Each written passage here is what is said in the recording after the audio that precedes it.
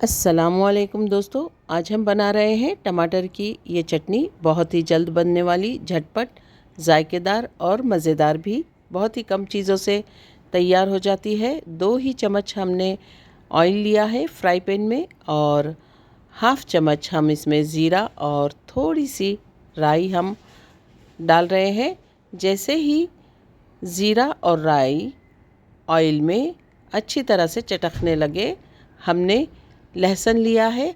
आप लहसुन अपने मर्ज़ी के मुताबिक लीजिए। हमने 5-6 जुएँ ली थी लहसुन की। आप ज़्यादा भी ले सकते हैं। कोलेस्ट्रॉल के लिए बेहतरीन चीज़ है ये। चटनी भी हो जाएगी और आपका एक हेल्दी सा साइड डिश तैयार हो जाएगी। हमने लहसुन डालने के बाद टमाटर कट करके डाले हैं और इसे हाफ हाफ कट करके लिया है हमने।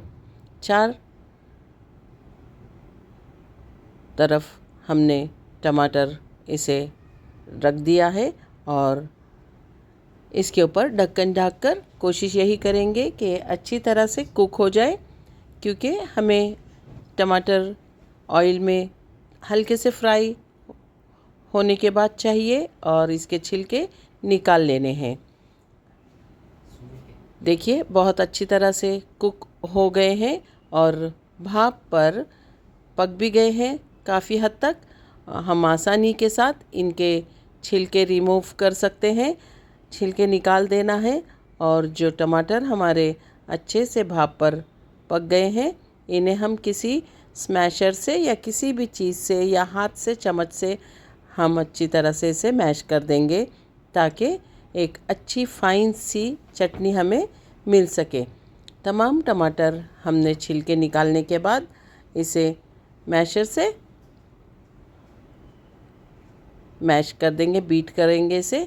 और कोशिश यही रहेगी कि खूब अच्छी तरह से ये पीसे जाएं। आप चाहें तो कोई भी बर्तन से इसे मैश कर सकते हैं।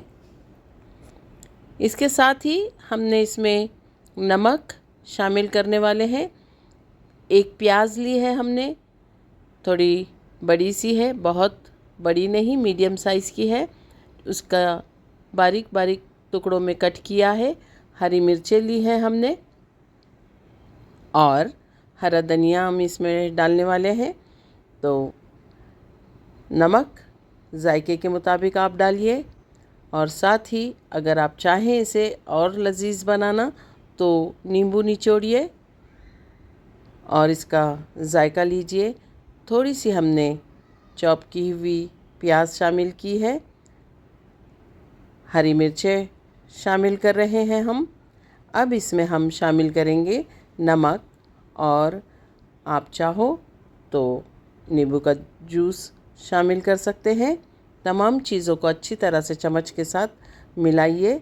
आपकी लजीज चटनी और झटपट इंस्टेंट चटनी तैयार है। इसे बनाइए, इसका जायका लीजिए। अल्लाह ताला आपके दस्तरख़्वान पर बहुत सारी बरकतें और नेमतें अता फ़रमाएँ। अगर आपको रेसिपी पसंद आती है तो लाइक करें, सब्सक्राइब करें, शेयर करें और आपकी दुआओं में याद रखें।